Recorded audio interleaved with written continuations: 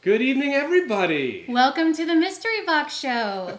My name is Eric. And I'm Reba. We are the producers of the Mystery Box Show.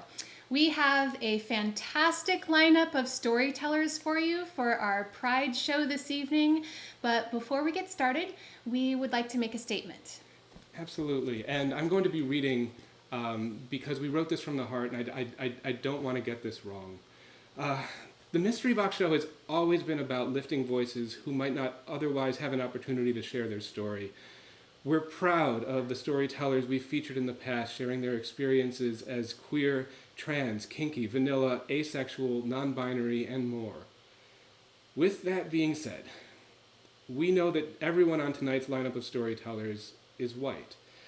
And we know the value of presenting stories from black voices, indigenous voices, people across the color spectrum whose narratives reflect a different but equally valid experience. And we recognize that to do otherwise is to uphold the systems of exclusion that have landed us in our current state of inequality, inequity, and injustice. We're committed to a future of more diverse stories. We're proud of the stories that we have featured on our show, but we know that the narrative is incomplete. It's not perfect, and we pledge that we'll be doing more to find stories to paint a more complete picture of the incredibly diverse community we share with one another, all of whom have a story to share. And while you are watching the show this evening, we are accepting donations. And a portion of those donations will be going to Black Lives Matter. And a portion of those donations will also be going to the Stonewall Community Foundation. And there are a couple of ways that you can contribute, and we thank you in advance for your contributions. Yeah, you can go to paypal.me/mysteryboxshow, or you can use the super chat button over here in the chat area. And we have Nicole monitoring the chat, keeping an eye on everything, and making sure everything runs smoothly there. Mm-hmm. You'll also be seeing a little bit of Nicole at the after party. So after the show tonight, we do have a virtual after party where we invite you to stay and chat with the storytellers and even with each other about the stories that you've seen and heard here tonight. We'd like to know right now, where are you all watching from? We see some familiar faces up on the chat. Where in the world are you from? Adam, it's great to see you again from tuning in from Melbourne, Australia, which is excellent. Mm-hmm. We see some local folks from Portland. Some friends. Yeah, let us know where you're coming in from.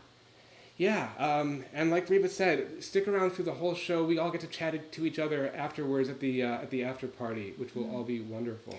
Now, we know when it comes to the topic of sex and sexuality, some stories are easier to hear than others, depending on who you are and what your experiences are. So please, everyone, take care of yourselves and do what you need to do. Please consider this a blanket trigger warning. But for now, what do you want to say? Let's get this party started. Yeah, I do want to say that that I will not be present for most of the show. Yes. So for those of you who have seen the show before, you know that Eric and I typically host this show together. But this evening, with the live stream happening, we want to make sure that the tech is as on point as possible for you. So from this point forward, Eric will be behind the scenes doing all the work backstage so that I can be on stage. And so that the storytellers can look amazing on stage as well. So now we'll get the party started. Yeah. All right, y'all. Our first storyteller this evening is none other than Claire Rudy Foster, who is a queer, trans, non-binary writer here from Portland. They are the author of Shine of the Ever, a critically acclaimed short story collection that links the lives of queer and trans girls in grunge era Portland. Nice. Pretty exciting stuff. Their work has been featured on NPR, the New York Times, and all kinds of other places. And their story is just a really fantastic one that we're excited for you to hear. So please welcome into your living rooms, Foster. When you're dating somebody in Portland, you answer three very important questions. The first one is, what's your sign? Most people know what their sign is because astrology has become a shorthand for all kinds of personality traits. But if you're gay, you know your rising sign, you know your moon, you know your Mercury, and you know your Venus, and you're ready to talk about them on the first date. And assuming that that goes okay, and you're sort of astrologically compatible, you move on to the second question, which is, what's your attachment style? And after you've spent some time unpacking your childhood trauma and talking about your triggers and having that all important conversation about consent, you move on to the third question, which is, what kind of porn do you watch? And when I'm asked this question, I always lie. I don't really have a reason to lie about the kind of porn I watch, except that I don't really know how to describe what I'm looking for. Many people, when they share the kind of porn that they prefer, they're talking about a particular act or a particular set of positions, maybe a particular flavor of sex. That's not true for me. When I watch porn, I'm not looking to see what slot is going into what tab, what person 1, 2, and 3 are doing to person number 4 and 5. That doesn't interest me. What I'm looking for is something a little more ephemeral, something that's almost impossible to find in pornography because it's completely antithetical to the idea of performance. So the first time I watched a porn, I was 15 on the family's dial-up connection, and God knows what kind of malware I unleashed on our computer. The porn was an amateur anal film. It was shot on a beach somewhere like Los Angeles. It was made in the early 90s, and the color palette of the film is something that I will always associate with that part of the decade. On a neon-colored beach blanket, an unusually tanned girl with fried blonde hair lay on her back with her legs together and in the air. Her arms were crossed over her chest, covering herself. And a man was fucking her in the ass in a sort of modified missionary. She was clearly embarrassed. Her body language was hidden. She was covering herself. She kept looking away from the camera. And you can see the cameraman in one part of the video. You can see his shadow creeping over the edge of the beach blanket, the silhouette of the camera. And at the most important part of the film, the cameraman comes closer.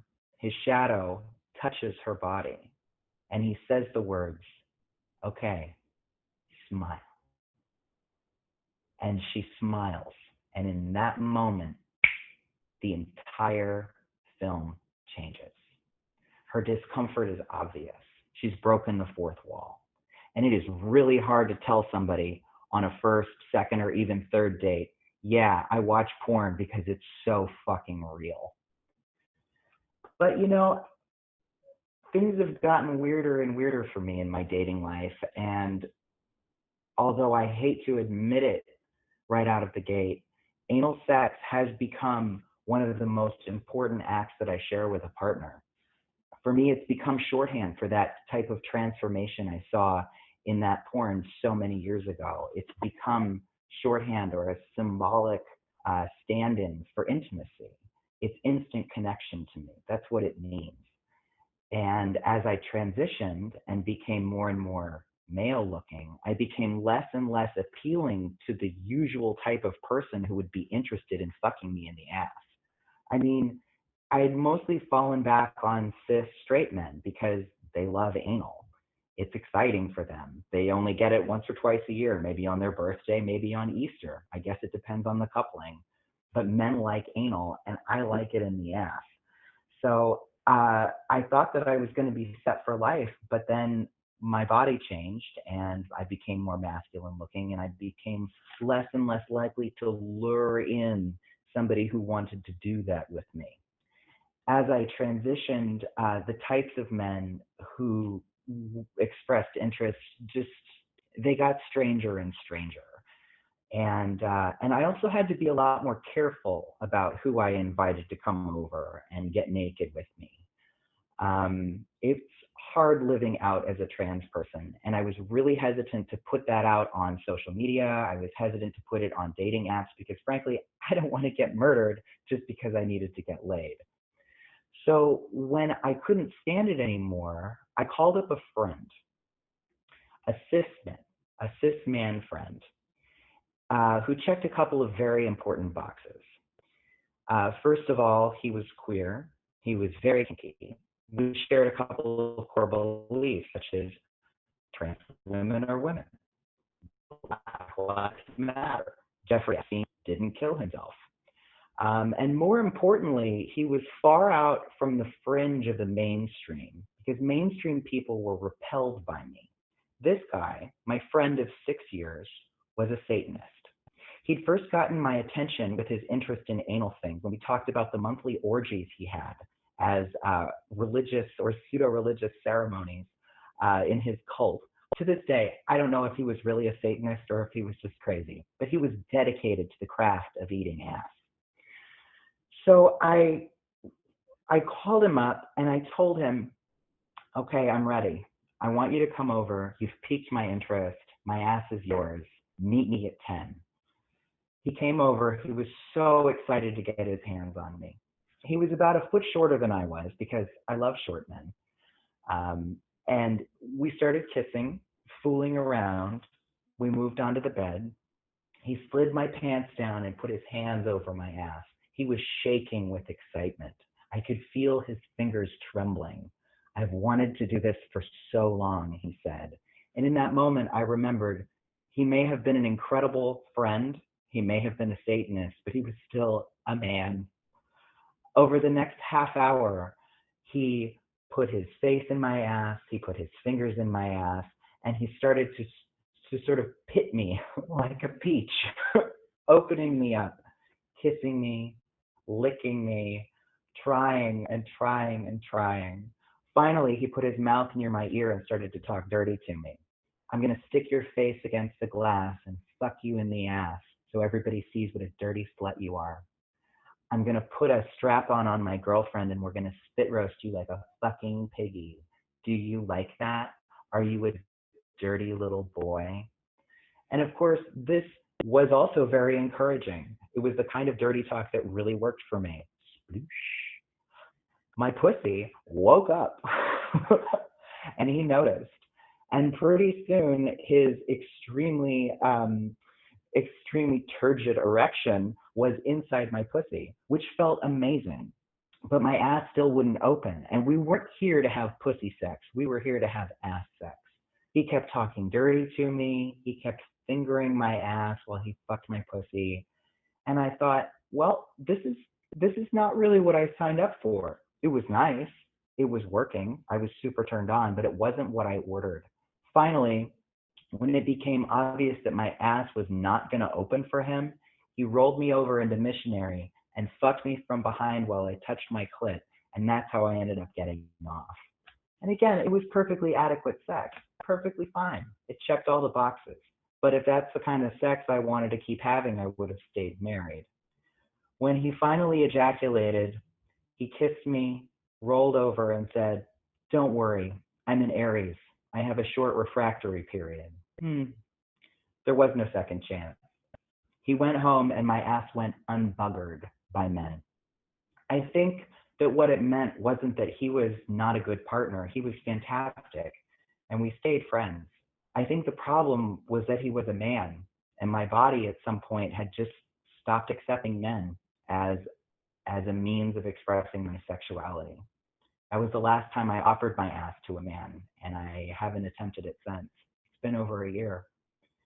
What I have been experimenting with, however, is topping bisexual women, because I've learned that even in my transition, cis bi women really, really like me, and I really like them. And in these couplings, I often take the role of the top.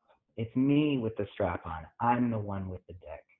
I'm the one leaning over them. I'm the one penetrating their asses with my tongue, my fingers, my toys. I'm the one making them come. I'm the one bending their legs back and looking into their eyes while I fuck them in the ass and say, Okay, baby, smile. That was Foster, everyone. And I have no doubt that there are hundreds of people indeed smiling right now. That was such a fantastic story. Before we move on to our next storyteller, we want to give a thank you and a shout out to those of you who have been using the super chats. We have Adam and B and Dawn. Thank you so much. As a reminder, portions of donations tonight are going to Black Lives Matter and also the Stonewall Community Foundation. But we are going to keep on rolling. This next storyteller is actually her third time sharing a story with the Mystery Box Show on 3 different mediums. She has been at our main stage show at the Alberta Rose Theatre back when we were able to gather. And then she also did the show when we partnered up with Risk last year. And we did a Mystery Box Show, Risk show together at Revolution Hall. And now she's joining us here on our live stream. So all 3 mediums. And she is the creator and the star of Sexology the Musical, which I highly recommend. She's got a great story for you tonight as well. So please welcome to the virtual stage, Mel Moseley. I pick out the red satin strap-on. It's padded. It has these black straps that go under my thighs. And then on the back, it's got this like cute little fastener, kind of like a corset. So there's this little bow at the top of my butt. It's adorable. I love it. It's super girly. I'm on a road trip with my girlfriend, Charity, and we've been talking about me trying out a strap-on. And when we go through North Dakota and we see the sign for the adult shop, seems like a sign for the divine that we should just stop right there. And so we do, and we go in, and I find this adorable strap-on, and I buy it, and Charity buys a matching one. We like to wear matching costumes from time to time. And we're also super excited about like putting these on and modeling them in front of our boyfriend Cliff when we get home. Charity, Cliff, and I live in Portland, Oregon in a triad. Charity is an expert at the strap-on. I have seen her fuck men and women, including me, with abandon and aplomb. She will walk around and get guys to just kneel in front of her and suck her dick. She is a rock star at this. I, however, have no experience. That said, since I was a teenager, I had this fantasy that I would get like so turned on that my clit would just start to grow until maybe it was like about an inch long or something, to the point where I could just penetrate into a woman, like just past her labia. And boy, that would just get me off every time. So I'm thinking maybe this strap-on thing will be a good simile of something like that. We get home after our road trip, and Cliff has set everything up in the basement for us for our enjoyment. We call Cliff our Cylon Boy Scout because he is an older man, but he has a body better than most 20-year-olds I know. And he's really good at setting things up, like tents or play areas for sex parties. So he's got these mattress pads down, and we've got all these pillows and sex toys, and there's fairy lights everywhere. My first experience with a strap-on is going to be luxurious. So I put on my new strap-on, and it feels really good, but I have no fucking idea what kind of dildo to put in this thing. So I asked Charity and Cliff, and they helped me out with our pile of sex toys. And I mean, we have a wide variety. We've got short ones and long ones. We've got ones that are textured. We've got ones that are not. We've got ones that look just like cocks, including balls, not including balls. We have ones that vibrate. Charity wants something that's about 7 inches long, and I want something that vibrates. So I choose the purple one. and I snap it right in there. And the minute that I do that, I can feel the weight of this thing between my legs. It's heavy and it feels kind of powerful. I kind of want to spread out. I want to be tall. Now, those of you watching me here, you don't know this because you only see me from like here to here, but I'm 4'11". I'm a small person. I do not generally take up a whole lot of physical space, but right now, I really want to do it. So I walk up to Charity and I grab her and I kiss her and I lay her down on the mattress. And then I spread my legs. I put one leg on one side of her body and one leg on the other side of her body. And I start to try and enter her. When Cliff says, Mel, that's not going to work. What do you mean? What? You're not going to be able to get into her from that angle. And I say, wait, are you just mansplaining to me? And then I realize he has thousands of hours using a cock, and I have none. So he probably knows way more about this than I do. And at the same time, I realize for 40 years, the 40 years that I have been having sex, sex has meant opening my legs and receiving, allowing someone inside my body. That's what sex is to me. This is something entirely different. So Charity spreads her legs. I get in between her and I start trying to navigate this cock around her when I realize this is an angle that I have not experienced her yoni at. Usually when I am pleasuring Charity, I'm using my mouth and I'm right down in there, or I've got a dildo and I'm right down in there and I can easily find her clit and I can go around her labia, and she has these cute little, we call them her cat ears. They're just like, they're a little labia, just go, just like cat ears. And so I love to play around with those like that, but I do not know how to do this from this angle. And so Cliff comes over and he assists me.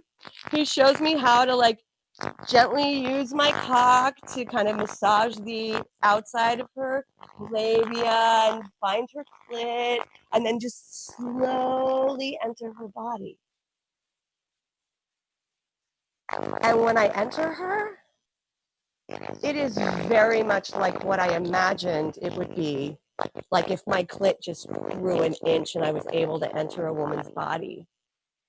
And my back starts to get hot, and I'm playing with her breasts, and I'm looking in her eyes, and I just get more and more aroused and tense, and then I just ejaculate right into her. Of course, it doesn't happen. It's just, your brain is the most powerful sex organ in your body.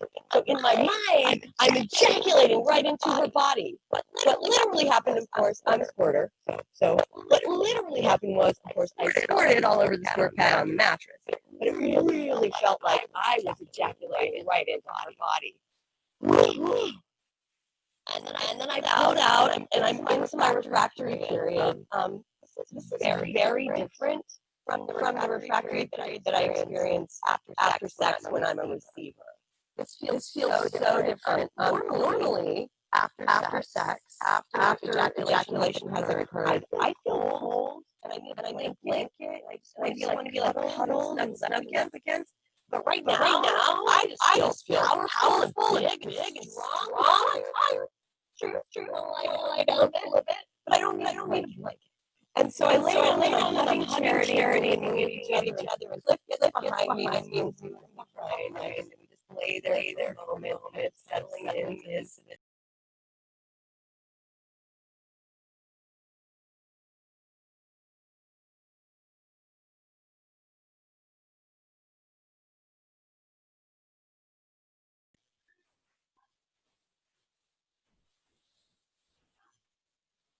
You can hear us as well that we stopped you in the middle of your story, and we believe it's a tech issue on your end. Yeah. Everybody, if you'll just indulge us for a moment. Nicole, can we speak to you for a second? Can we hear you?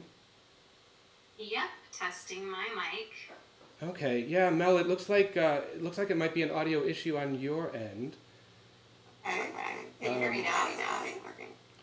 No. No, I'm afraid. It's not working now. No, it's very choppy. Do you have? If you maybe unplug the external mic and see if we can come through with your computer. This is live streaming, folks. This is the excitement of live, authentic theater. Oh, thank you everybody for your patience.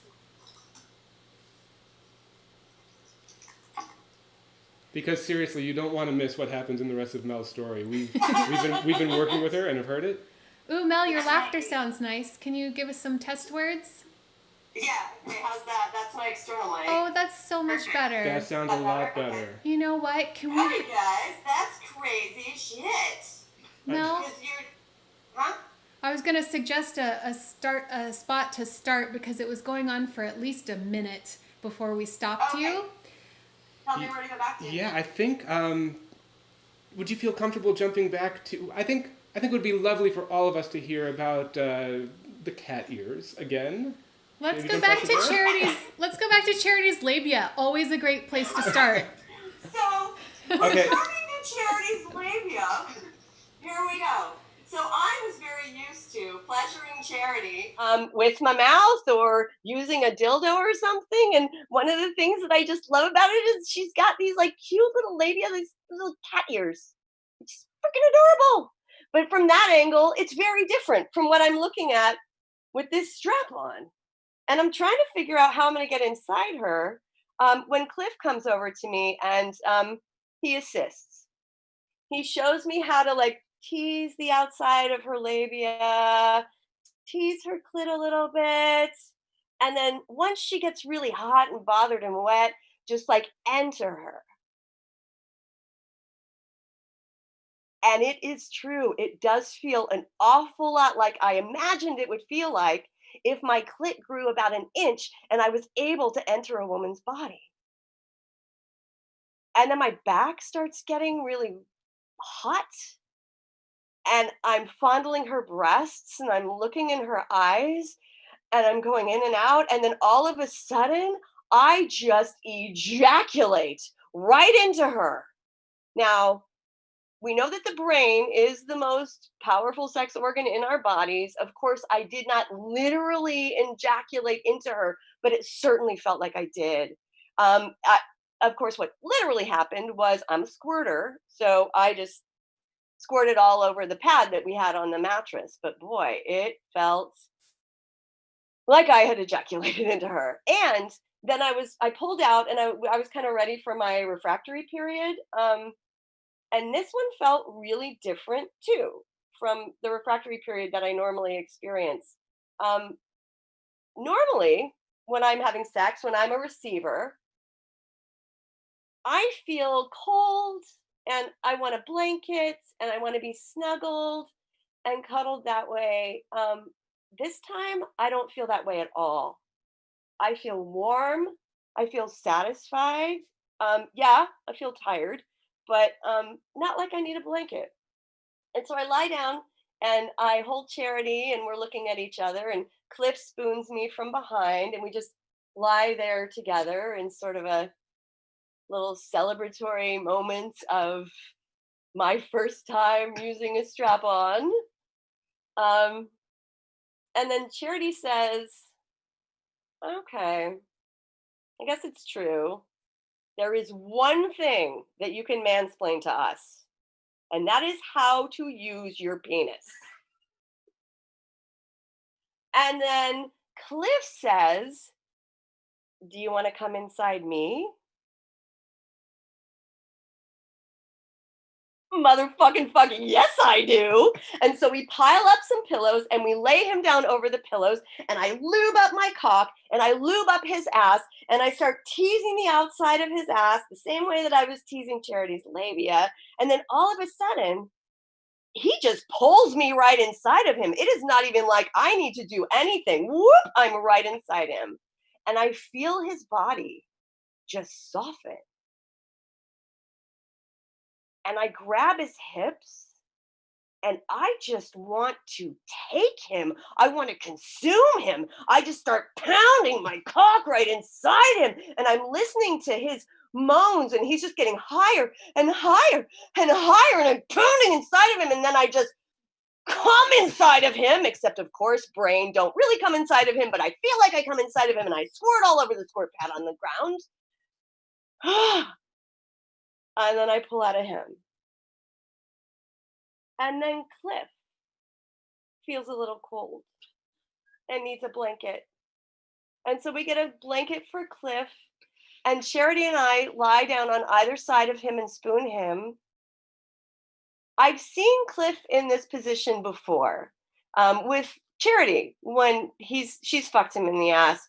He gets into this very feminine energy space. And he really identifies with this. And I, in this particular instance, feel like I am in my very masculine energy space, one that I've never experienced before in my life. And I have tried to carry that through, that masculine energy that I felt there, into my life in general. I mean, I feel very confident in my feminine energy, my powerful feminine energy space. I know how that works. I know what to do. But this masculine energy is a really different story for me. And I am really enjoying the sensation of sometimes just feeling like I want to take up space. I want to be tall. I am really grateful that I got to have the experience of taking that road trip with Charity, where we bought these adorable matching little feminine strap-ons. We came home with those, and we came home with a whole new Mel. Mel Moseley, everybody! Sorry for the technical. Such a professional in so many ways. You handled that beautifully. Thank you. Y'all, you can find out more about Mel's work and her musicals and her classes that she teaches with her partners, Clarity. Is that what you call each other? Charity and Cliff at empoweredpleasure.org. Maybe Cliff can mansplain how to use a penis. I kind of want to take a class just so that Cliff can explain to me how to use a penis. If you would like to engage further with us, thank you all for being here tonight. We also have a Patreon account at patreon.com/mysteryboxshow, where you can be a monthly contributor in exchange for some pretty rad Mystery Box Show swag, in addition to exclusive stories and videos in advance and things like that. And you can also do one-time donations tonight through PayPal, which I believe is up on the screen now. And thank you, Justin, for the super chat. As that's going along today, remember you can do super chats, and portions of these donations are going to Black Lives Matter as well as to the Stonewall Community Foundation. Other ways you can help support the Mystery Box Show is by subscribing to this YouTube channel. It really does help us out a lot. And then hit that notification bell so that you're notified when all of our shows are coming up, and Confession Corner, which I'll be talking about in a little bit. Also, you can like us on Facebook and follow us on Instagram. We're on Twitter as well. I think I hit all of the marks. And just you being here tonight and supporting these storytellers is huge in itself. So thank you for that. And as a token of our appreciation, we have some giveaways we're going to be doing. First, I've got here for you all from our fine sponsors. I think this is totally on screen. We have a Clone-A-Willy kit from Clone-A-Willy. It's exactly what it sounds like. If you haven't heard of them before, you can clone your favorite well, it doesn't have to be your favorite. You can clone any penis with this kit, and there's also a device in there for it to vibrate, so it becomes a vibrating dildo of any penis you like. This one glows in the dark. I can't think of a better quarantine project than Clone-A-Willy. And to go along with it, we've got some chocolates from our favorite chocolatier, Missionary Chocolates. They are vegan and gluten-free and made by our wonderful friend Melissa Berry, who is a naturopathic doctor. Also, you might notice there's a pride monkey here. This pride monkey was made by hand from my sister, Christine, out of sock scraps from our friends at Soulmate Socks. So this is one gift basket that we're giving away, and I'm going to tell you how in a moment, how you can win that. The other one we're giving away, it's got some more Missionary Chocolates, and this beauty from Fun Factory. This is the Stronic, what is this? The Stronic Surf. One of my favorites because it's not a vibrator, it's a pulsator. Let's see if I can demonstrate for you here. So I think you can see this on screen. Let me know if you can see the magnitude of the movement here. It's like a jackhammer. And it has 7 different speeds and 3 different settings. You can technically use this hands-free. It's hypoallergenic, fully submergible in water, rechargeable. There's nothing I don't love about Fun Factory toys. This one's really fabulous, and we'll be giving one of those away with, of course, some Missionary Chocolates as well. So how do you win one of these gift baskets? Well, I'm going to tell you a little story that leads into how. About 10 years ago, I went to a raw foods retreat in Hawaii, where I learned about the healing properties and benefits of putting cucumbers in your vagina. Now, this was the first time I had ever heard of such a thing, so I excitedly take this information home to my boyfriend, John, and he says, well, what if we just forget about the healing properties and I just fuck you with a cucumber? Now, I wasn't surprised to hear John say this. We were both fairly kinky people. And I thought, well, 2 birds, 1 stone. Why couldn't he just fuck me with a cucumber? I'm sure some of those healing properties would leak up on in there while we're at it. So I say, yes, you may fuck me with a cucumber under 2 conditions. 1, it's got to be sanitized, and 2, it's got to be organic, because I really care about what goes into all of my holes. So we negotiate this scene.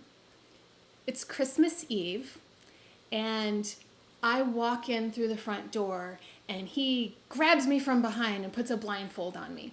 And then he carries me down the hallway, and he ties me up to 2 different chairs. And what I mean by that is that one ass cheek was on one chair and the other ass cheek was on the other chair, leaving me wide open for cucumber insertion.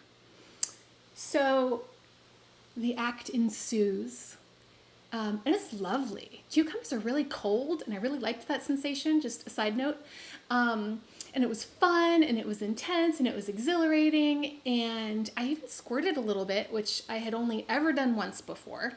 It was a good time. It was a good time for both of us. And afterwards, we had the forethought to put together a little aftercare snack in advance.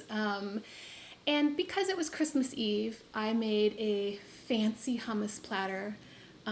Actually, for those of you who know me, it doesn't matter that it was Christmas Eve. I would have always made I make fancy everything. And so I make this fancy hummus platter. It was prepared in advance. It had hummus and crackers and baby carrots and cherry tomatoes, that sort of thing. And John goes to get it in the kitchen, and he brings it to me in the bedroom. And when he puts it down in front of me, he looks down at me with this sly smile on his face, and he says, "I thought you might want some cucumber with your hummus." And I see that he has added to the platter peeled and sliced cucumber. The cucumber that was just inside my vagina. And I look up at him and I say, "You're so dirty. And then I eat the cucumber and we gobble it all up together. A year later, it's Christmas time again, and we have been invited to a holiday potluck, and it's hosted by one of John's best friends. So he has this group of 6 or 7 friends that he's known since high school, and they get together several times a year. So at this point, I had met most of them, but one of them I had never met, and he was driving down from Seattle with his new wife. So meeting both of these people for the first time. And I was kind of nervous, but also excited. I wanted to make a good impression. And a couple hours before the party, I go into the kitchen to get the cookies ready because I had been asked to bring cookies to the potluck. It was one of those potlucks where they tell you what to bring. And John says to me, "Hey, do you remember last Christmas Eve?" And I was like, "What about? What part?"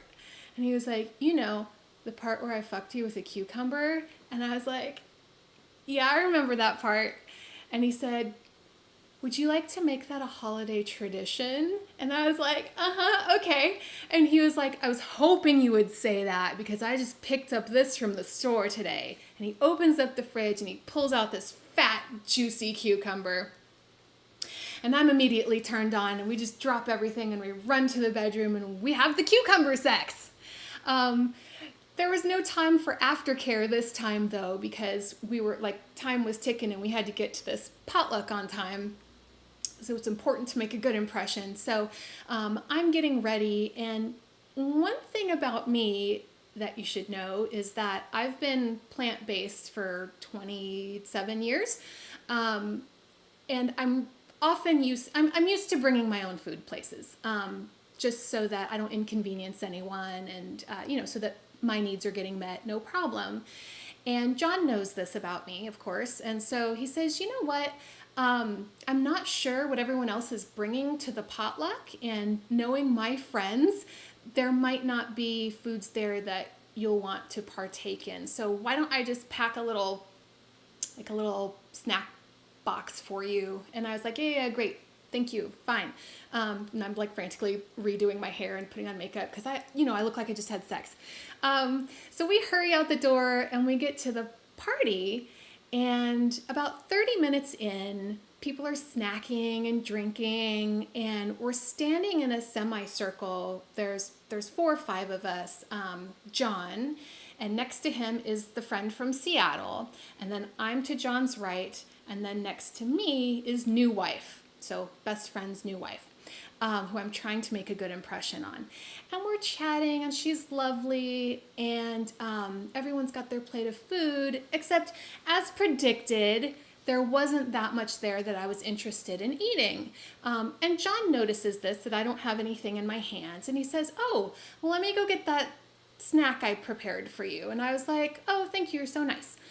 So he goes off to the kitchen, and I'm still talking to new wife, and when he comes back, he hands me just like a medium-sized Tupperware.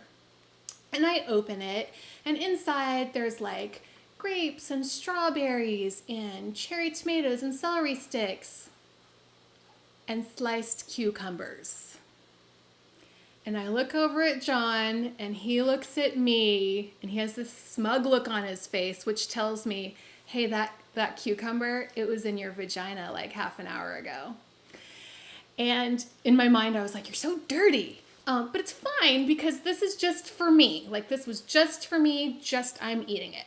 So I'm talking to new wife, I'm eating some strawberries, and it just came out of nowhere, folks. New wife has her own plate of food in her hand and a beverage. She sets the beverage down, and I swear this happened in slow motion. Her arm just like lunges toward my Tupperware, and I hear her in slow motion, and she's saying, "I'm so glad you brought produce to this party. I've eaten too many sweets." And before I can stop her, she has just planted her hand into my container. Now, she's not doing anything wrong. We're at a potluck. Like, for all she knows, we have brought this for everyone, but we have not. We have not brought this for everyone. We have only brought this for me. But I'm just thinking, I don't know what to say. I don't know what to do. And I'm just thinking, oh, please, please don't land on the cucumber. Please don't land on the cucumber. And her hand is just going, and she lands directly on the cucumber. And I don't know what to do. I don't know what to say. There is no excuse I can think of to say to her as to why she shouldn't eat the cucumber. So I just watch, and she picks it up, and it's going into her mouth. And I turn and look at John, who's been watching this whole thing go down, and he has a look of horror, like sheer horror on his face. And he thinks more quickly than I do and just grabs the Tupperware out of my hand, and he says, I don't think I washed all of those vegetables as well. I gotta go. He just like takes off into the kitchen. And when he comes back, he doesn't have the Tupperware anymore. I don't know what he did with it.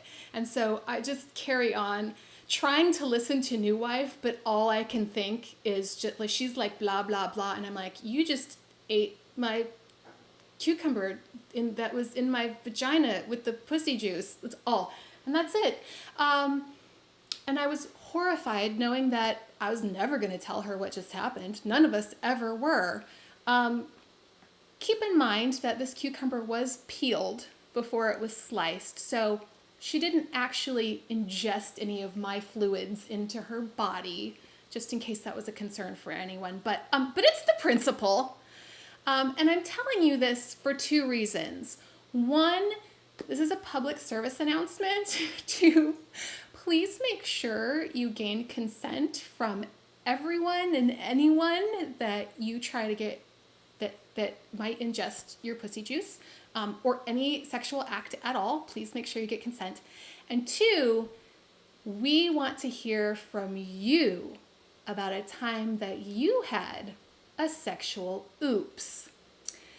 We are about to go into intermission, and you can text in that number on the screen, anonymously text in your confession from a time when you had a sexual oops. Now, we'll be reading some of these confessions during the show, the rest of the show, and we will choose our winners for those two giveaways from the confessions that come in. So we have a 5-minute intermission. You can text in those confessions. Also text in selfies of yourself watching the show. Text those in to us too, and they might show up on our social media. And we will see you in 5 minutes.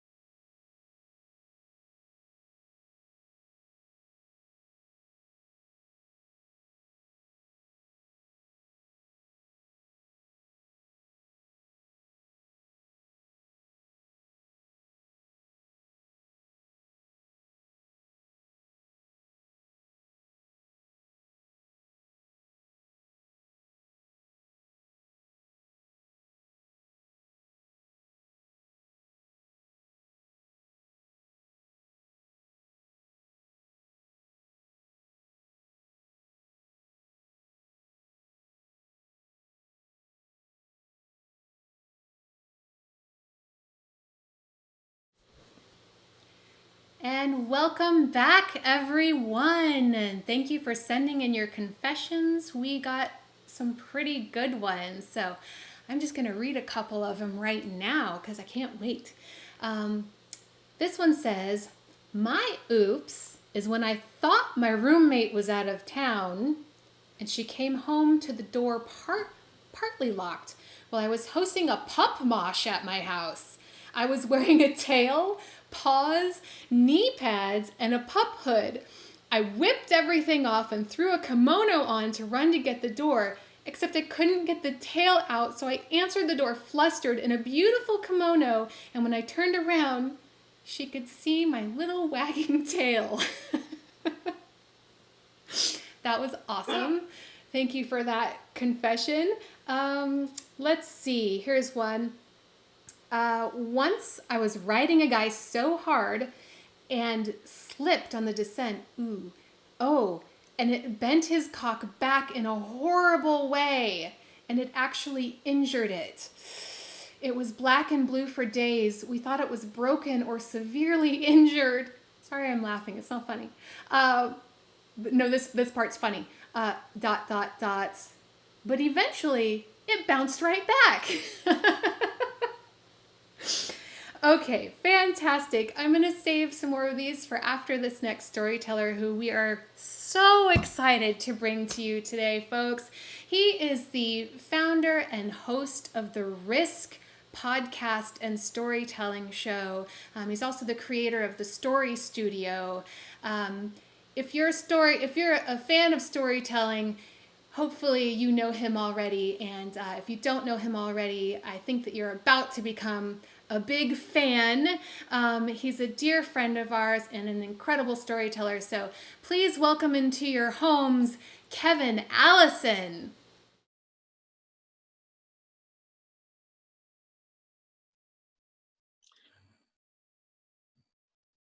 In the first week of the 7th grade, I came out of the closet as gay to my best friend, Ben. I kind of suspected that he might be bisexual, so I dared to share with him, and it didn't go well. He looked right at me and he said, "You're disgusting." And he stopped talking to me. I spent the next 2 years devastated, just sunk in such a depression, so much anxiety. I didn't dare to come out of the closet again to someone until 5 years later. Now I was in high school and I had a friend, another friend, who I was sure was gay. I was sure he was gay. So I called him, came out to him.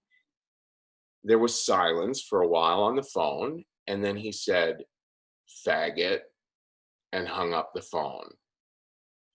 So I'm a performer, and it surprises a lot of people to learn that I have a lot of social anxiety, actually, especially around other men. That's why people are kind of surprised, because they'll hear me tell stories about these kinky adventures that I have. And what they don't realize is that I actually have to kind of force myself into those situations because I'm so afraid of being disrespected on a level like those experiences in my youth where I made myself very vulnerable and open to a person and got such cruelty back. So the most intense situations that have required me to kind of push myself out of my shell have been the times that I've gone to kink camps. The first kink camp that I ever went to was in 2011. It was a big outdoor sex festival with cabins and tents and all that sort of thing, and lots of erotic activities planned throughout the whole weekend. But what really got me about it was that on the very first day when you arrived at this particular camp was for men, women, trans folks, non-binary, everyone was welcome. And the first day, there was this orientation class that you had to sit through. And it was all about consent and negotiation. It was about how to help people if they appeared to need help. And I found it so reassuring, the whole idea of, oh my gosh, people will know to be respectful here. So as I'm sitting through this class at that very first kink camp I ever went to, I was sitting next to my friend, Bart. Bart is this giant teddy bear of a man with a beard down to his belly. And he nudged me and he said, Kev, if you think this camp is crazy, you should see some of the ones that are gay men only. They're a lot more intense and they're not as good about all this consent and negotiation stuff. Like the most they do, you don't take a class like this at the beginning. The most they do is just announce at lunchtime, hey, if you see someone having a heart attack, please, take your dick out of your hand long enough to just call an EMT, could you? So this one particular gay men's kink camp was such an underground thing that you couldn't go unless you were specifically invited.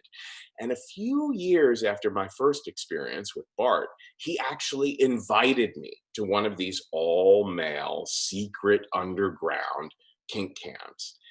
Now, I wasn't able to bring a friend, so I was particularly nervous. I was nervous about the whole, oh my God, people might be a little more disrespectful here. And I was nervous about the fact that I wasn't going to know anyone there except for my friend Bart. So I show up that very first day at this all-male kink camp. There's 300 men there. They're having cocktails in the sunshine on day number 1.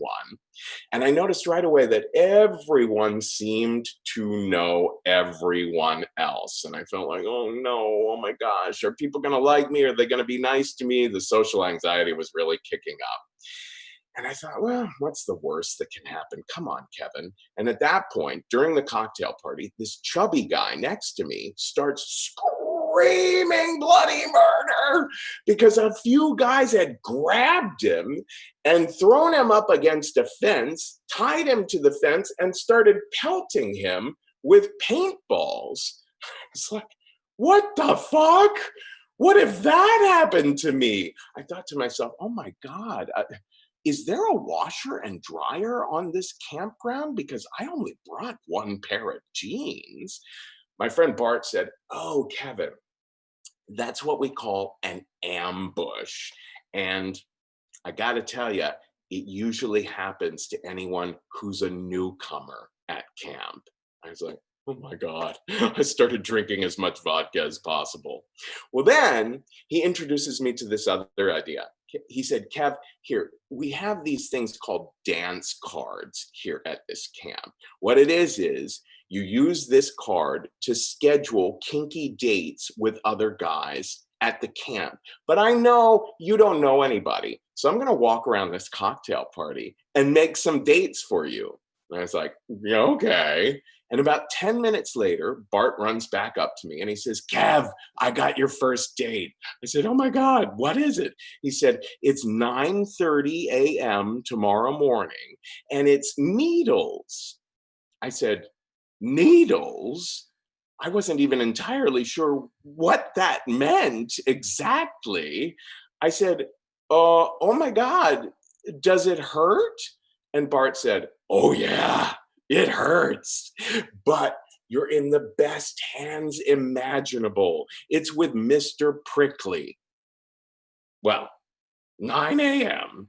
the next morning, I thought, I've got to do it. Bart had said to me at the very beginning of camp, you just got to say yes as much as possible. And remember, don't yuck on someone's yum. You've probably heard this expression in the kink community. People always say, don't yuck on my yum. It means if you encounter someone whose fetish or kink seems disagreeable to you, try not to say, ew, you. Remember that for what comes later in this story, please. Anyway, 9:30 a.m., I'm meeting Mr. Prickly, and he seemed like such a sweetheart. I trusted him immediately. He looked and sounded like Santa Claus. He said, "Ooh, I'm gonna make a ginger pincushion out of you." So he lays me down on a table, and he pinched a little bit of skin on my chest, and he said, "Okay, breathe in." And then he slid a needle through and he said, "Now breathe out." And oh my gosh, my entire body lit up. And I thought, oh my God, oh my God. And then I thought, oh, but you know what? That wasn't so bad. That wasn't so bad at all.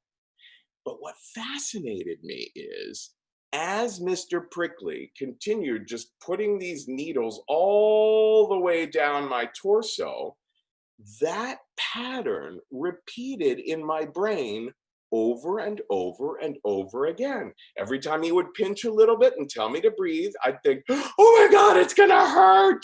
And then it would go through and I'd breathe out and think, oh yeah, but it wasn't that bad. So at one point, Mr. Prickly says, "How many needles do you think are in you?" Because I was laying flat and I didn't dare sit up to, adjust any of the needleage in me. And I said, "About 60? He said, "Holy cow, you're really good at that. It's 59. I thought, okay, I guess I've got that talent. But then he was about to put that 60th pin in me, and I found myself doing it again. Oh my God, it's gonna hurt. Oh no, it wasn't that bad. And that's when I told Mr. Prickly, God damn, boy, am I a slow learner. I have noticed that my brain tenses up every time, and I just can't let go of the fact that it's not that bad. It's kind of like my social anxiety around here. I'm so worried that people might be disrespectful to me or not like me, but then I start hanging out with people and it's not that bad. And Mr. Prickly said, well, now, keep that life lesson in mind in case you happen to be ambushed at any point during the weekend. So I felt like I had a little bit of a breakthrough with Mr. Prickly, but I still didn't feel like I had kind of like broken through with the larger community at the camp. So 2 nights later, it's late at night, and I'm back in that dungeon, which was basically just a big old barn. And the funniest thing was happening. There were 2 Twinkie lads. There were 2 skinny, young, naked young guys who were tied up and hung from a big structure like marionettes. A rope master had tied these 2 boys up so that he could pull on strings and make one's face go into the other's ass and then make one's face go into the other's face. He was, working them like puppets, and I was mesmerized. And then at one point I realized that this boy that I had been kind of like attracted to all weekend long was standing right next to me. This Puerto Rican fella named Diego, who always had just like the cutest, mischievous grin and this curly brown hair. I loved him. And then next to him was this fella, very rugged looking older guy, kind of a football coach kind of looking guy, or military. We'll just call him Ed Harris. So the 3 of us are watching the puppet show when Diego says, oh gosh, I might have to cancel a date on my dance card tomorrow night because I don't want to miss the big water sports party that's scheduled, piss play. And Ed Harris said, well, if you go to that, don't dress up. And I said, oh, wow, I want to go to that party. I was so turned on and so surprised the first time someone used me as a urinal. Now, let's back up a bit. About a year prior, I had been seeing this fella, Chinese guy named Cheng, and a super sweet guy. I loved how he would always ask me questions about like how this was for me or how that was for me. And one day he suggested that maybe we could go into the bathroom and he could put me in the shower and maybe he could pee. And it was something neither of us had tried before. And he told me to open my mouth, and my goodness, it was just so much pee, but so nice. Something was so hot about it because I really liked Cheng. And I guess it felt like a very worshipful thing to be taking in someone's nastiest stuff. So that first experience of water sports for me was just phenomenal. Okay, now I hope you're not yucking on my yum, but let's get back to the story. So there I am saying to Diego and Ed, oh yeah, I'll never forget how turned on I was the first time someone used me as a urinal. And that's when Diego looked at Ed and Ed looked at Diego and they both nodded. And that's when the ambush began. Ed grabbed me in a headlock and started pushing me out of the dungeon. Diego gets my hands behind my back and I realize, oh my gosh, he's got handcuffs. And I feel them click. And it was the wildest thing because I instinctively trusted these two guys. I found them both hot, and just something in me knew I was in pretty good hands. So when I felt that click of those handcuffs, what I felt was relief. Like I had been worried all weekend, what's the worst that could happen? And now this might be it. And yet, I didn't have to worry about what I could do. I just had to go with the flow. And I would soon be going with the flow in more ways than one, because Ed yells out to the entire dungeon, "We've got a urinal here!" And they push me outside. It's dark outside. We're on a grassy knoll. And Ed realizes there's actually a line to use the bathroom right outside. Right outside the dungeon. So he yells to them, "Hey, don't use those urinals, use this one." So as they're kind of getting me ready, Diego says to someone else, hey, get his phone out of his pocket. And I feel someone reach into my pocket and take my phone out and throw it somewhere in the grass. And I thought, there you go. I'm being taken care of. They were making sure that my phone wasn't gonna get wet. But then I thought, oh fuck, I still don't know if there's a fucking washer and dryer on this campground. What about the rest of me, right? So there I am, handcuffed. They put me on my knees on this grassy knoll. And all I know is that there's all of a sudden all these shadowy male figures hovering above me. Now, the first person to go was Diego, who, just like my friend Cheng, I was so into. So he starts peeing and people start yelling, "Open your mouth." And I open my mouth with pleasure. Diego, I mean, such a great grin and such great energy. His skin was so soft and warm, and his piss was actually refreshing. But that's the thing. Not everyone's piss tastes the same. So Ed Harris was next, and it was a little harsher, right? But also, he was peeing like a racehorse. It was almost like I was being waterboarded. And then Ed Harris, he realized that. So he pulled back and he started peeing all over the crown of my head and all over my body like I was being baptized. So, oh my gosh, I was kind of moaning. I was arching my back to take it. And the next thing I know, there's like 7 streams coming at me at once. Everyone just let loose. It was just being drenched on all sides. I couldn't see because there was so much pee in my eyes. It was outrageous. And then a weird moment happened because a man who must have been at least 75 years old. I mean, maybe 80 years old.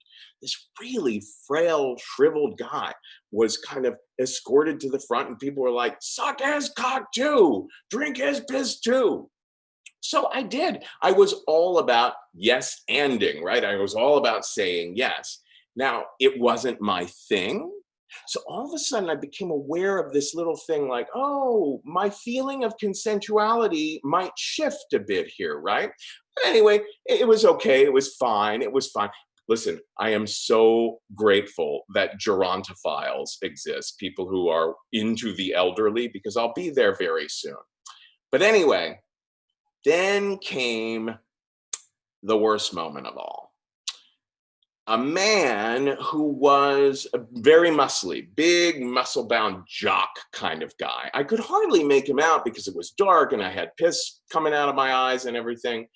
But he shuffles in front and I could hear his voice. He says, "Open your mouth, faggot." And that stung, right? Like, first of all, his tone I didn't like. But as you know, I have a history with that word. I don't want to be called that word. Anyway, I thought to myself, you got to say yes as much as possible. So I opened my mouth.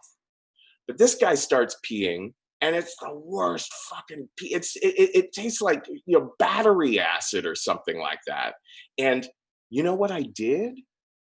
I just coughed it all right back onto his jeans. I just went, it was just an automatic. And he had such a gigantic stream that he starts yelling, what the fuck? He's still peeing in my mouth, and I'm still spitting it back all over him when he's going, this faggot just got piss all over me. And that's when Ed Harris grabs this guy by the shoulders and starts patting his chest and says, whoa, okay, buddy. All right, back away. So Ed Harris really had me in that moment. Well, things calmed down. The streams died down. I had one last little taste of Diego to get the bad taste of the muscle guy out of my mouth. And finally, everyone was done. And people started saying, whoa, man, what a piss pig. That guy really took it. And they were helping me up. I was a sopping, steaming mess.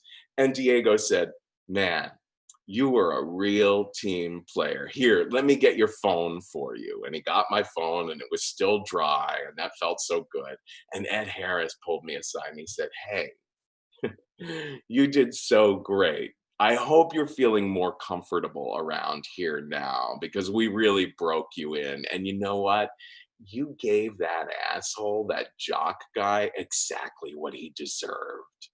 So I thought to myself, God damn it. You know what? I spent this whole weekend worried, what's the worst that could happen? Well, that muscle guy, that was the worst that could happen. But I wouldn't have it. I automatically would not have it.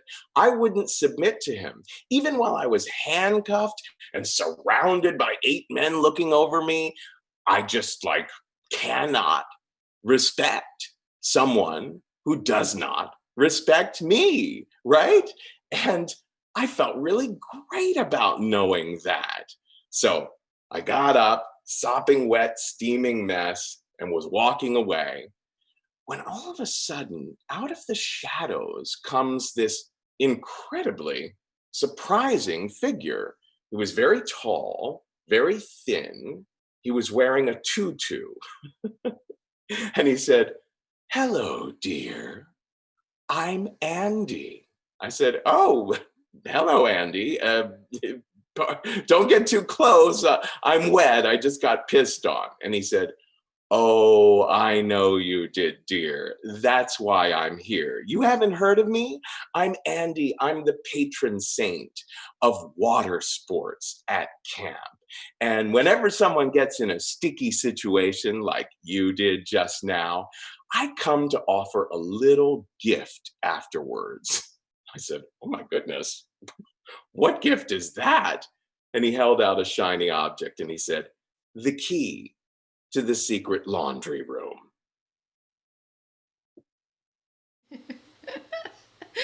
Kevin Allison, everyone. What a treat. We've worked with Kevin in the past, but this is the first time he has been on the Mystery Box show proper, and we're so honored to have him here. You can check out Risk live streams and how to get the podcast at risk-show.com. You can find out more about everything that's going on Risk related there. Does anyone else want to sign up for Kink Camp? Like, that's what I want to do right now. And I'm going to read a couple more of these confessions that have been coming in. As a reminder, you can keep sending us in those confessions throughout the rest of the night. Hopefully you screenshotted that phone number. Maybe we can get it back up there on the screen.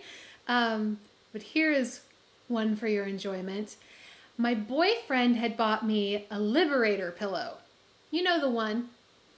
Just in case you don't know the one, I'm going to segue here. A Liberator pillow, it's like a wedge, like maybe yay big. So it's pretty big, and it's shaped like a doorstop wedge, but it's big. It's meant so that you can contort your body, and they come in different colors and things like that. It says, you know the one. He can enter from all sorts of amazing angles. This pillow had seen some things, for sure. Meanwhile, my mom had come to visit, and I had gone to work. She had been having trouble with her back for days. What is she resting what is she resting on when I come in? That's right. It's my pillow. She's all snuggled up. She loved my pillow. But really just couldn't understand how I ever wound up with such a brightly colored, odd-shaped pillow. Quote, it just didn't go with anything. That's the best. Let's see. Let's do one or two more confessions. Here's one. My co-parent and I middle named our daughter, who's now an adult, Iris. She still thinks it's for the flower. It's actually an acronym for Intimately Related Injuries.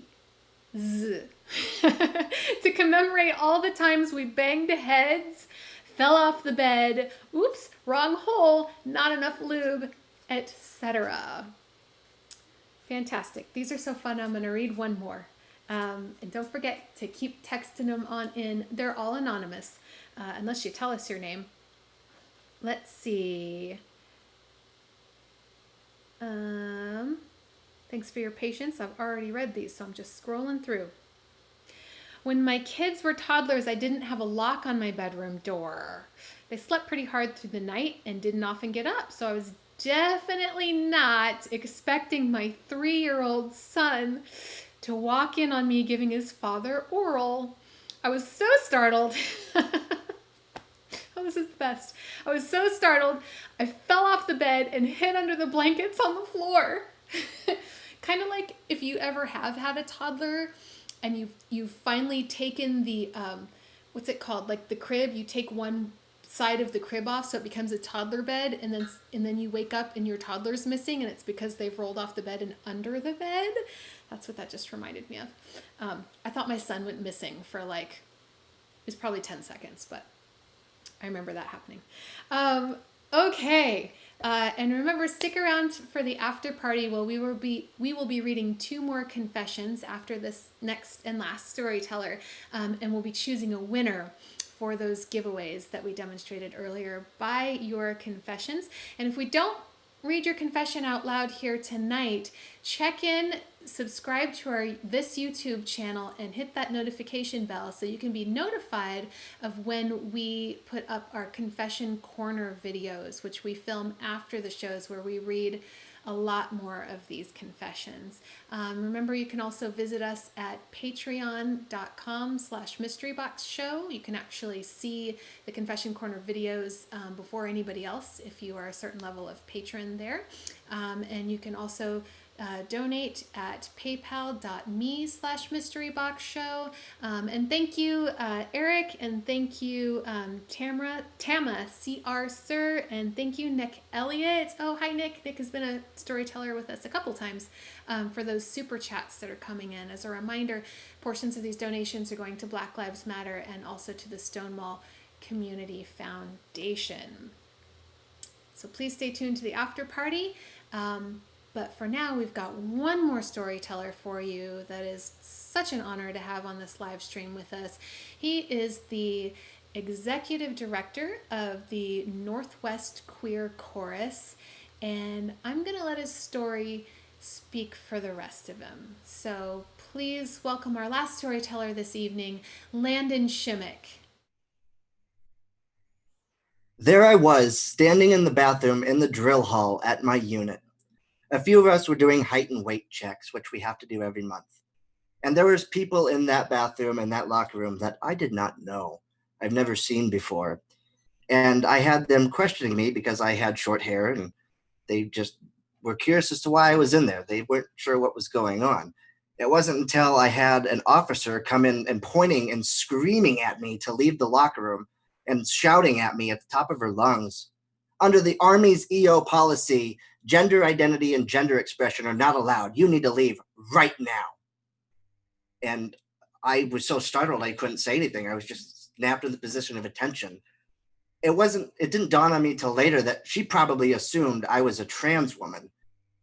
And if you haven't figured it out by now, I'm a trans man who is out and proud, still serving in the military today during a trans ban. Some of the things we have to do are be clean shaven, even in male standards. But unfortunately, I'm still viewed as in female standards. I mean, I have to, shower with the females, sleep with the females in the female barracks when we go to trainings. If we have a dress, I have to do with the dress uniform and formal. I was grandfathered in basically after the whole trans ban, a couple years ago. And I have a 6-year contract and I have 2 years left of that.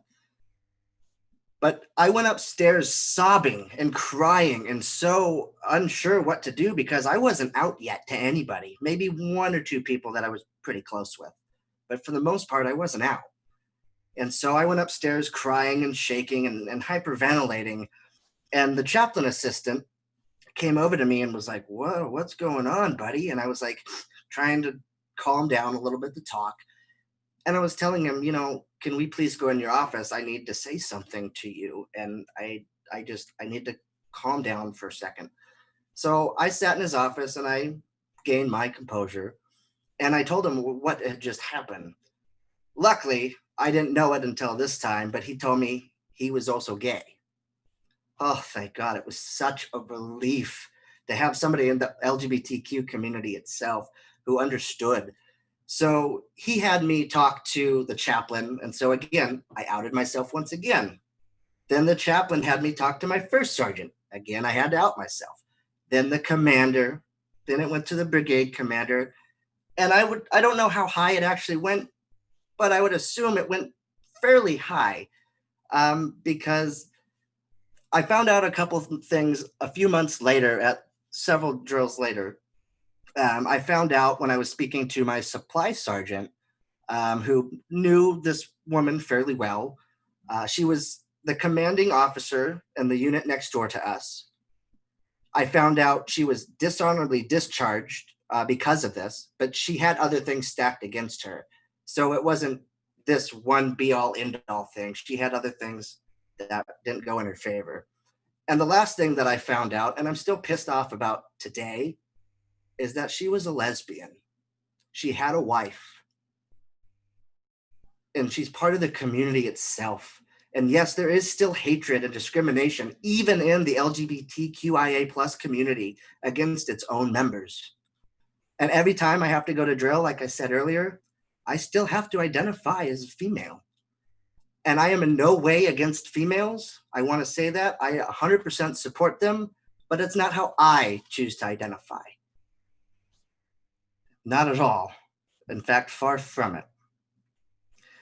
And it does make me feel like I am a bit of an odd duck. I'm an oddball, odd man out.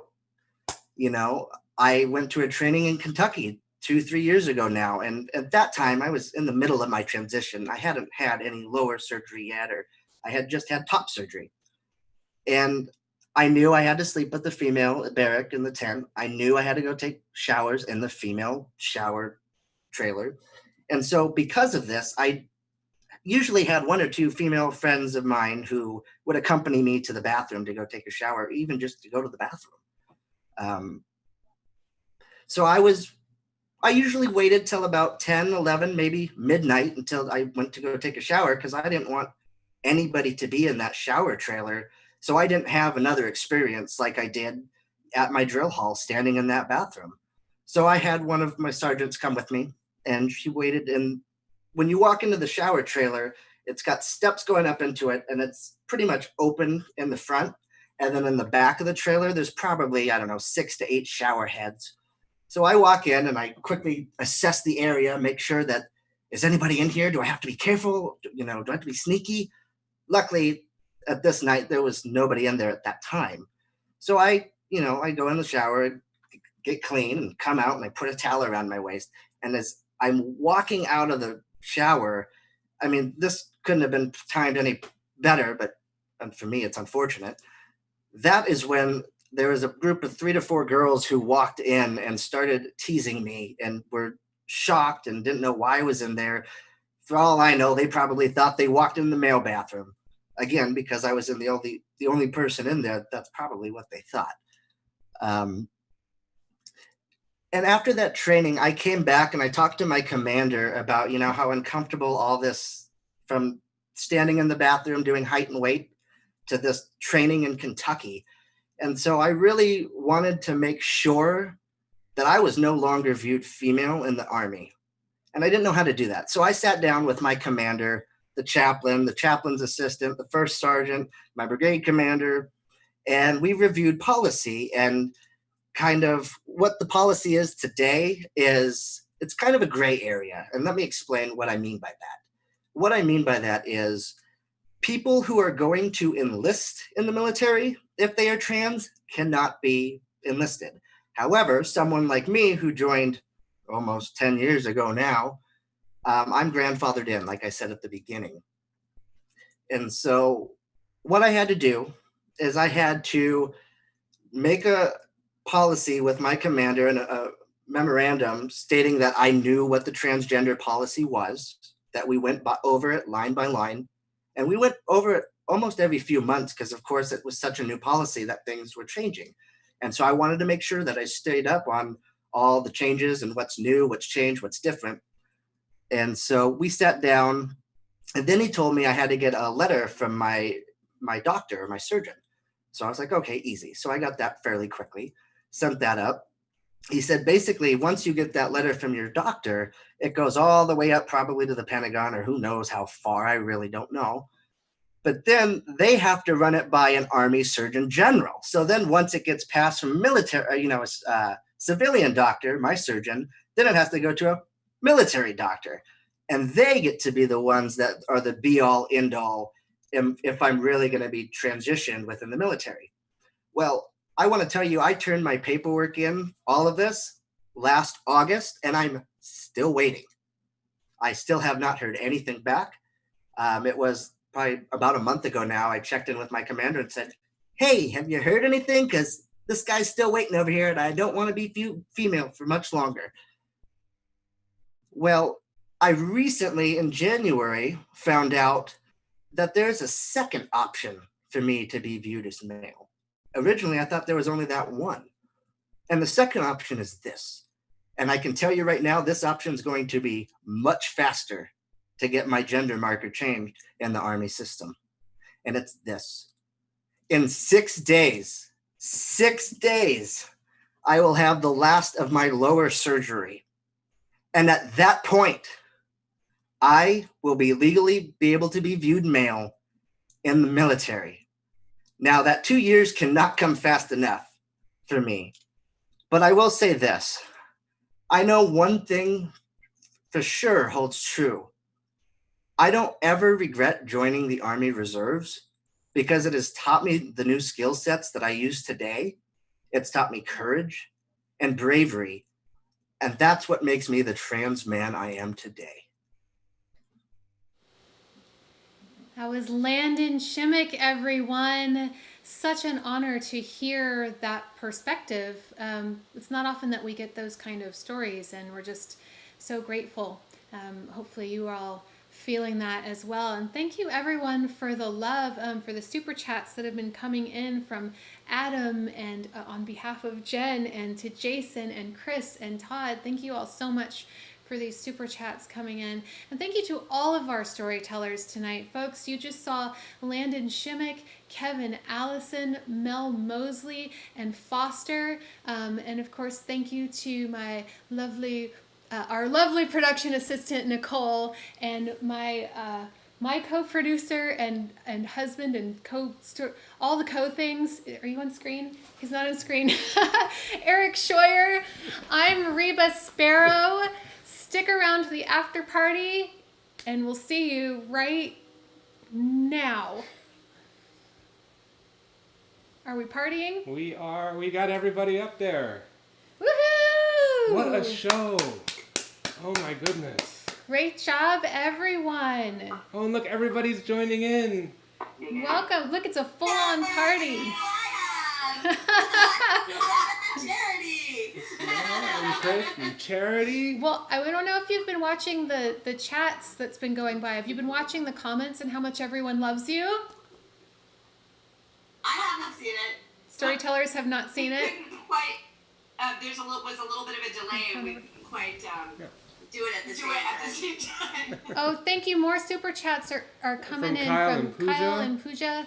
Also, Landon, we wanted to be sure before we get too far into things. You mentioned that the Northwest Queer Chorus that you're executive director from. You are working with the People's Pantry. The People's Pantry. Yeah, the People's Pantry. So the People's Pantry is a nonprofit that I'm actually just recently joined their board of directors within the last couple weeks. But they're a nonprofit that's here in Portland. The first and third Tuesdays, they operate out of St. Philip the Deacon Church. And the second and fourth Mondays, they operate out of the Q Center. And they primarily focus in on the LGBTQIA plus communities, but also BIPOC communities. And there's awesome. You don't have to pay anything. You just go get food because the People's Pantries network with Oregon Food Bank. So right now, one of the things that one of my big projects I'm working on with the chorus is our new partnership. So that means monetary donations, homemade mask donations, or even to sign up to get volunteers. You can check out all this information on our website at nwww.nwqueerchorus.lgbt and learn all about our partnership there. Cool. And that was up on the screen the whole time you were telling a story. The website was. So hopefully folks are led to from there. So I am going to announce the winners of those giveaways in just a few minutes by reading some of these confessions. Or I can do it now, depending. Nicole, are there questions for the storytellers? Yes, there's a question that I know the answer to, but I'd love Mel to say it herself. Someone is wondering if everyone from your story is there with you right now. Oh, unmute yourself. Yeah, Mel, you are muted. Sorry. Yes, they are. I have Charity over here and Cliff right over here. These are my partners, and this is the triad where I live. I'm curious to know what Charity and Cliff thought of your stories. You said at the beginning that they had not heard your stories they before. had not heard it before, so you guys go ahead. Yep,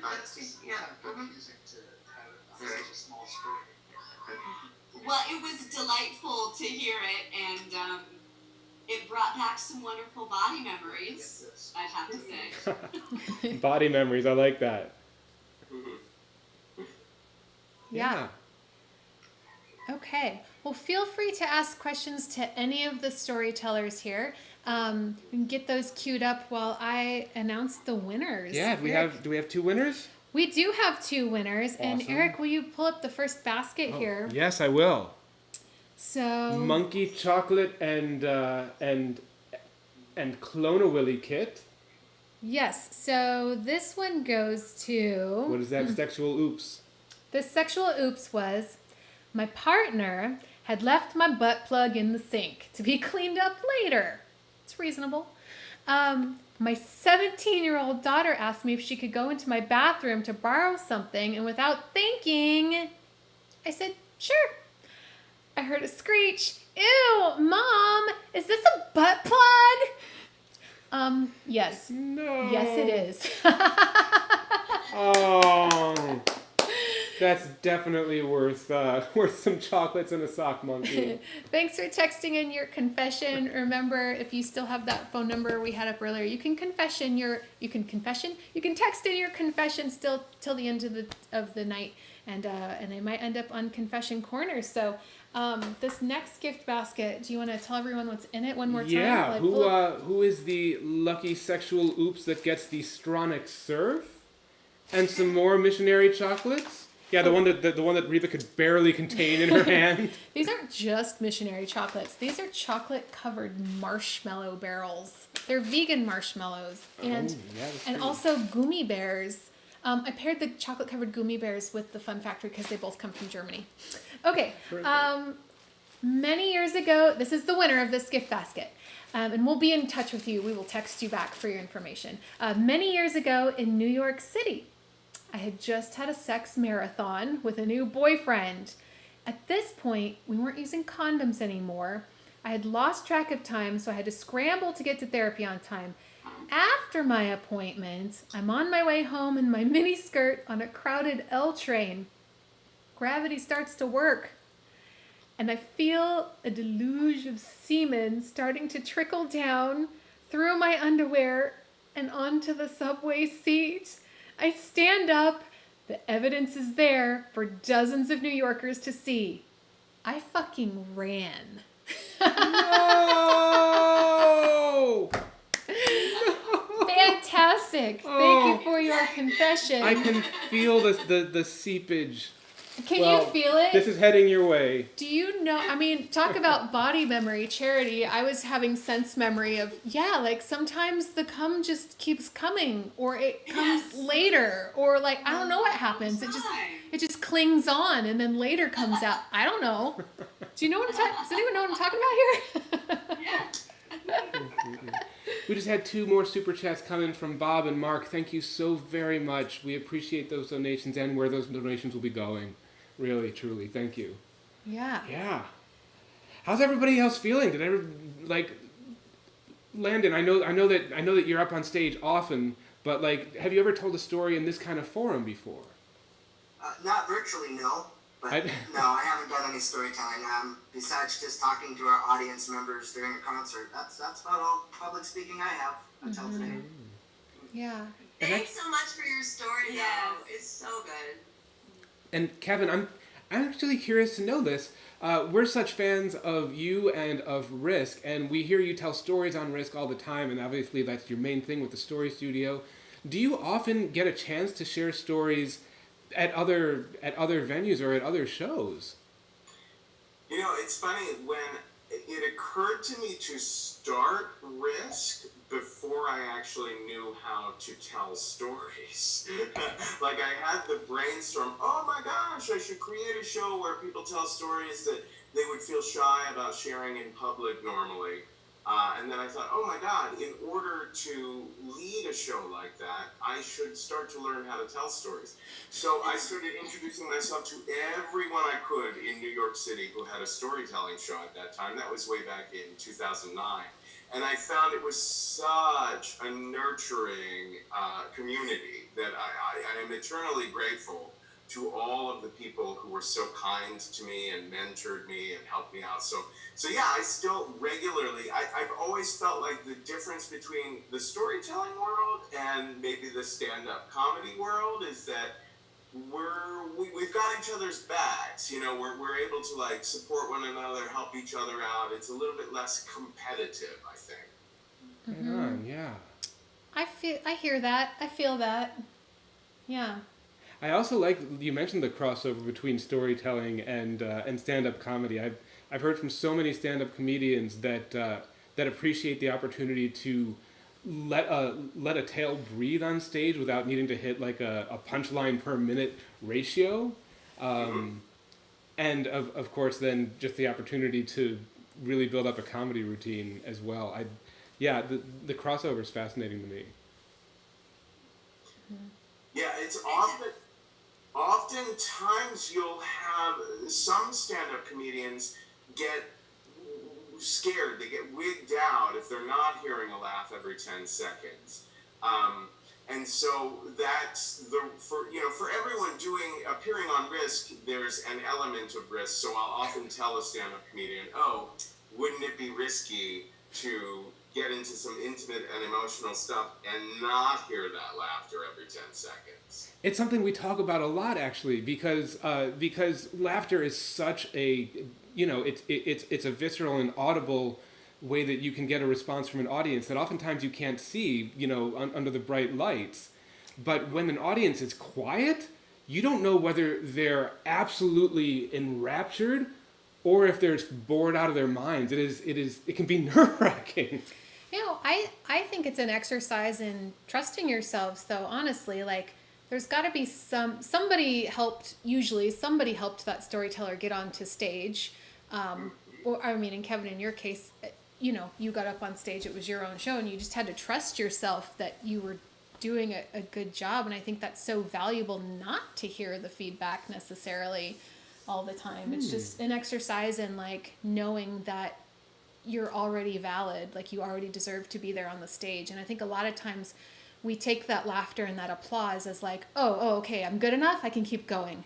But really just trusting. I think it's really valuable. Yeah. Hopefully all of you feel really valued right now, since you didn't hear any applause, but I can assure you, but I promise you there's applause going on in the chats.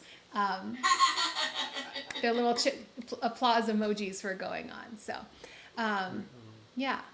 Thank you, Weston. Another super chat just came in. This is super fun. Nicole, are there more questions I didn't see? I see there was a question for Foster, maybe? Yes, I did reply in the comments already, but Oh, Foster, you did? what are you eating right now? Well, I have to get my roughage. I'm eating a Caesar salad from Grassa, and I've already fed all 3 of the sardines to my dog, who was very good and fine. I like Grassa. Is Grassa the place that makes their own pasta? Yeah, they roll their own pasta, and they have they're just really consistently good noodles. Yeah, I've eaten there before. To see their noodle trays laid out is kind of. I wish I were a photographer, because they've just got like racks and racks of different shapes of noodles that are just waiting to go into everybody's dishes. It's beautiful. Super pretty. Yeah. Anyway, you can all envy my salad. And you can all envy my triad. I was like, damn, he is cute. I have to say, after that story, I just wanted to go get my cock and put it on. But I didn't think without disrupting anything. It's true. I I'd be really mad. I told them that they were not allowed. They They had were not to allowed shut the fuck up. And so I was just like, oh my god, I wanted to feel that cock in between my legs so badly, and I was like, I'm not gonna do it because it hurts now. We were teasing Mel that there's a fair gap between our TV and where the camera is. That Charity and I would be just down all different angles and positions while she was telling her story, and it would be a challenge, professional challenge. Challenge, but I would not like that challenge. Love that emotional support. It'd be fun at some point, but Right, we have no idea what's going on below your headshots. All of you. We all have pants on. That's not going to be true later on, I'm sure. It is likely we're going to play stripper and get fancy. Yeah. We have no idea, regarding the audience as well. We have no idea what the audience is doing right now, if any of them are wearing any clothes or what they're doing. I think we did get one selfie from a bathtub. Oh, we did. We got a selfie. And we got one from a bathtub last time too. I think bathtub watching has become a thing. Are we showing that? Was that just for us, or do we? It's news. Like you must have gotten news at some point. People send you dick pics. They must. I mean, people send me dick pics all the time. I haven't, but I'm just half of this operation. Did it? I'm sorry. Did you even have to ask? I mean, I assume. No, but on behalf of the show, no, they don't. I think Eric and I, we've only once experienced at a live stage show. I got flashed once, and I was real mad about it. You did? You don't remember this? Remind me. Well, the person was drunk, and they stood up, because we try to create an environment where anybody would be comfortable coming to the show. So we don't want it to be treated like a bachelorette party, or, you know, we want anybody to feel welcomed and we don't want anyone to feel like, oh, I'm not kinky enough to be here. So yeah, we don't encourage that kind of thing. Plus, I mean, I feel like you really need consent to like show someone your tits. Just, but this person was really drunk, and I was on stage, and we had met before, or maybe she just knew who I was. I can't remember. And she stood up and she goes, "You, Reba!" and just like lifts her shirt, and I was like, no. Lady. I mean, maybe later, but right now, no. So yeah, that's the only time that's happened. Yeah, I've never been propositioned at all. That's not an invitation. It's just a. That's not true. It's just a report. That's not true. I It's remember not? when we. Do I need to do something? No. I remember when we were back at the Brody Theater when we first started. This is a really small, like 99-seat theater. And we were doing the confessions, because we do those at the stage shows as well. And they're on cards, so people bring them back up to the stage.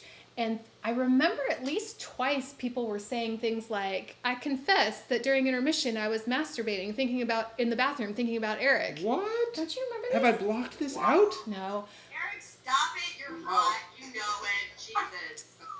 I mean, I'll take the compliment and not deny it, but I just didn't remember that happening. We'll find it. We have All right. archives, y'all. We have like 500 confession cards.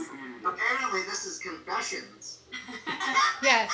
That's right, Landon. Hey, Reba, you should probably just take Foster's advice and just smile when that happens. Out here telling women to smile. That's my mom. Yeah. Reba, so your cucumber story reminds me of this. So we had this event where Cliff had actually fingered 3 women and in one evening, and then Charity was like later making guac, and she had also fingered these 3 women, and so she had forgotten that she had fingered these. So she was like making this guac with her hands, and we were at a party, and then she comes out and she's like, "This is 3 yoni guac. So you need to have an STI talk with me and Charity and Mel, and then you can have this guac." Yeah. So I mean, Did anyone take her up on that? Like, did anyone eat the guac? some people ate it. Some were like, "Hell no, I'm not gonna fucking do that." Yeah. My memory is that there was only one person who There was said one no. person who was Everyone like, "No." else was like, Everyone else sure. ate the 3 yoni guac, but yeah. That's the best. Yeah, it was pretty funny. And she was like, afterwards, she's like switching out. She's like, "Oh shit." It was in the guac. Sorry, I'm reading the chats. My sister just tuned in. She said, "Reba spilling the tea. Get the receipts?" What does that mean? That, as a mid-40-year-old, I'm only slightly aware of the whole receipts colloquialism. I feel like we could throw that to some of our younger people on camera. You know what? Nicole is often the person who explains Nicole knows kids to us. But my sister's older than me. How's she cooler than me right now? I know spilling the tea. I don't necessarily know receipts unless it just means like show the proof. I don't know. I'm not that good. Yeah, well, I mean, I've heard it recently. I've been hearing receipts for years, but I've heard it recently, especially like organizations like ours, shows and podcasts, saying we will do more to get more Black voices, more BIPOC voices, etc. We are saying this now, and then that is the receipt. So like you're saying, it's the proof, but like later, if somebody hasn't done it, you're like, these are the receipts that you put out there on this date. You said this. That's the receipt. She's just explained. She wants us to go find the confession cards and read them, the ones about Eric. Here's the thing. We've been doing the show for 8+ years, so we have hundreds and hundreds and hundreds of confession cards that, I mean, we'd be here all night trying to find them, but maybe we will find them and post them on social media. You know, something I hadn't thought of till just this moment is all the cards we've ever had come in. What's different about the texts is that they are all legible. So often the confession cards we get, no shade. Is that something kids say? They are written with such scrawled handwriting that we wish we could read the amazing confessions these people have, but it's like, is this even upside down? Are you saying penis or are you saying, Chevrolet? Oh, Lady Coquine. Hi, Lady Coquine. She says it's a Whitney Houston reference. Oh, the receipts is a Whitney Houston reference? Gosh, I had no idea it was that old. And by the way, hi, Lady Coquine, several multi-time storyteller for the Mystery Box Show. Who is flipping awesome. Love you. Incredible performer. Oh, they're having a little discussion about who's cooler, me or my sister. So that's fun. I'm not going to get in the middle of this one. It has to be you, Reba. It has to be you. My sister's pretty cool, but we're both cool. She's just, I guess she's cooler than me in this moment with the lingo. It's because her daughter's like 20. Oh, that's true. How old is Cheyenne? Cheyenne, are you watching? I think my niece is watching too. I bet my sister's learning this from my niece, and that's what's going on. She's really the cool one. Yeah, Reba has a 15-year-old son, and he doesn't really tell us anything about the kids. He's spilling no tea. Yeah. No, he's more all about what's going on with the 70 and 80-year-olds. Well, we want to... People are rad. What's that, Foster? Old people are rad. Yeah. And they are 2 rivers level. I actually like this. This is just a story about what kids say or don't. But earlier this year, I was talking to River is his name, and he was talking about how he's often frustrated in school, at least when school was in physical session, that he wants to get his work done, and everybody else seems to just want to be fooling around, and he's all about working, and he says, but like, I don't want anybody to think that I'm a narc. And I was like, what do you mean a narc? And he's like, well, like, as if I'm better than they are. And I was like, oh, that's interesting, because when I was growing up, narc meant, like a tattletale, especially on drugs and stuff. And Rivers say, no, I thought it meant like a narcissist. I was like, really?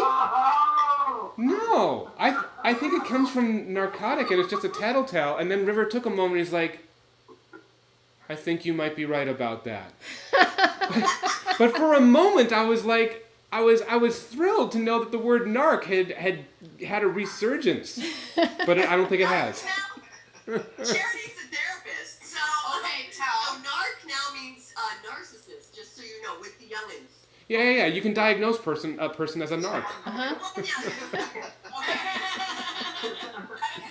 Narc for a Soch sounds like something out of Rumblefish or something. Soch? Yeah. Is that what you said? Yeah. But I think that's what Foster said. It's the Soch mead.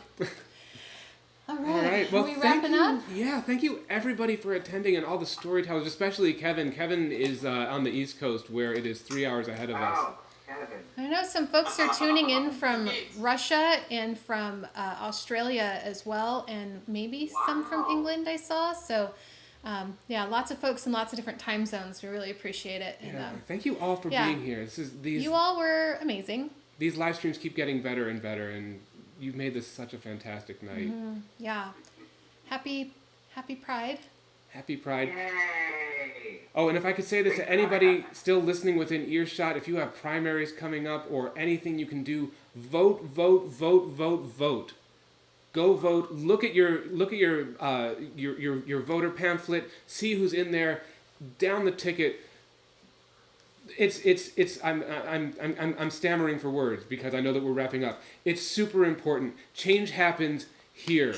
It is so, honestly, it can be boring to vote. It can be boring to look through the stuff, and that's why people don't do it. It takes so little effort. Go make sure you're registered to vote and make the changes that everybody and all of us in our hearts are calling for. We can do it all together. Am I rambling? No, you're great. You're Okay. so right. It's just when you said primary, I thought something completely different. We're holding elections now for your primaries. Yeah, I got that. Well, thanks so much for having me, you guys. I gotta check out. Thank you all. You're all wonderful. terrific. I loved your stories. I'm glad I know you. And hi, Laura. We didn't say hi to Laura. Hi, Laura. Hi and bye. And thanks everybody.